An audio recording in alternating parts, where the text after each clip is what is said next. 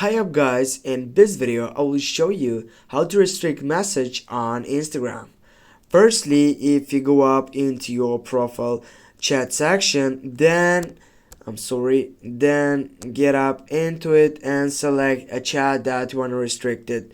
For example, we will go with this.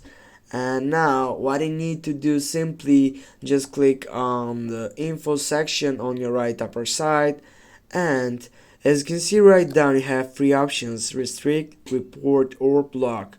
Just click for restrict, and with this, as you can see, their chat is now in your message request, so they won't see your online or when you read their messages.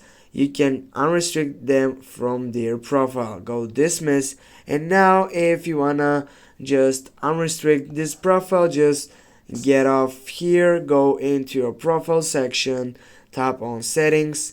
On the settings bar, just type for restricted accounts, click on it, go for continue, and here you can find out the account session with a message that you have restricted. Just go unrestrict and you have done it.